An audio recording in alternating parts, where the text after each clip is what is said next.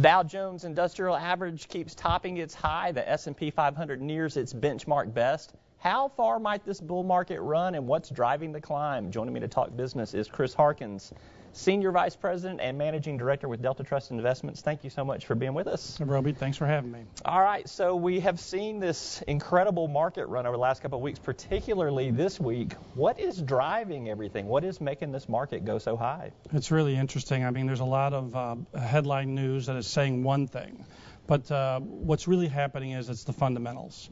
We have several things going on. We have earnings that just finished for the fourth quarter last year, much better than expected or in line.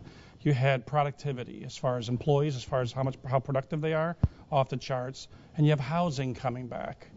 And that impacts the consumer directly. So there's a combination of things that are happening.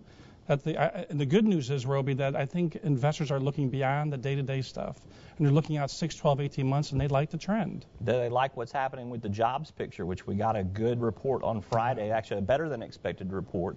At the same time, consumer sales still a little sluggish. Yeah, that's true, and that's what's making it a little bit hard to get your arms around. I mean, the number that came out this morning, obviously employment was much higher than expected. That trend has been improving for the last several years. Every now and then you'll get a setback, but the trend was really strong. The number today was much higher than expected.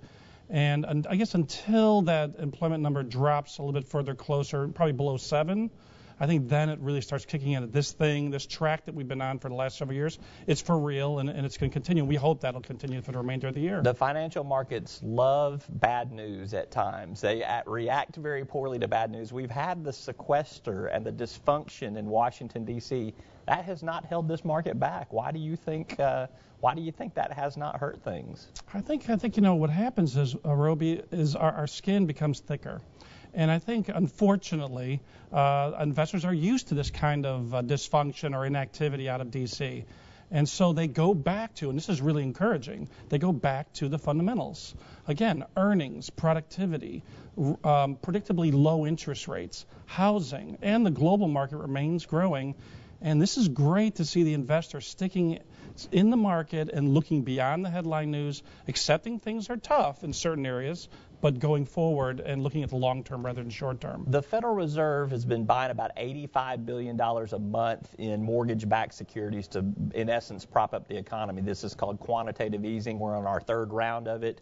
Do you think that's a factor in this rally, too? Has it bolstered some confidence with investors? Yeah, absolutely. I mean, history will tell us what this was all about. You know, it went from the 2008 decline. The stock market's up 140%. So certainly the stimulus, and again, they'll be debating this for years, it is having a profound effect on propping things up, allowing businesses and consumers to get back on their feet, which ultimately leads to hiring. So there's a tall price here, but it seems to be working, and the net effect will be years from now. But right now, it seems to be having a significant impact. When we look at things like the Dow eclipsing, a record high, the S&P 500 is nearing, I think, one of its highest numbers ever. Mm-hmm.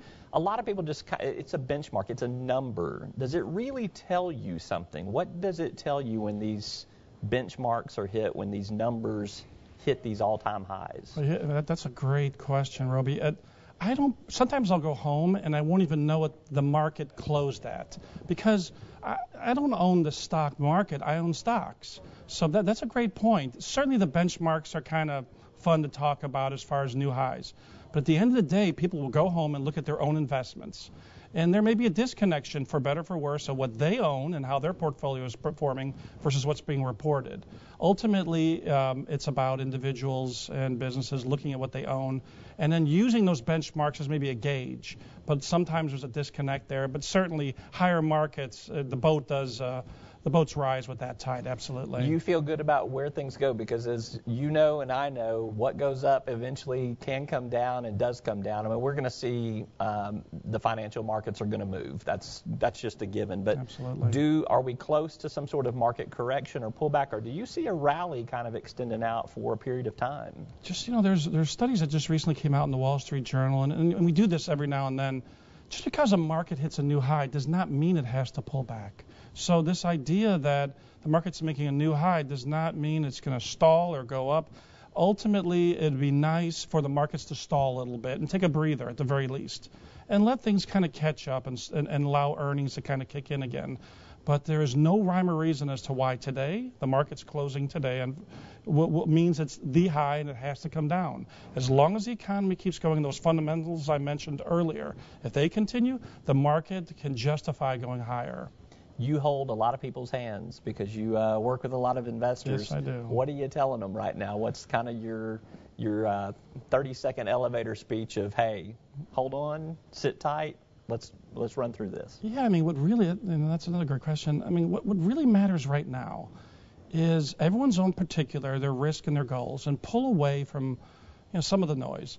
But really look at what's going on. Why is the stock market up 130%? It is explainable. I get nervous when I can't explain why the market is moving up or down.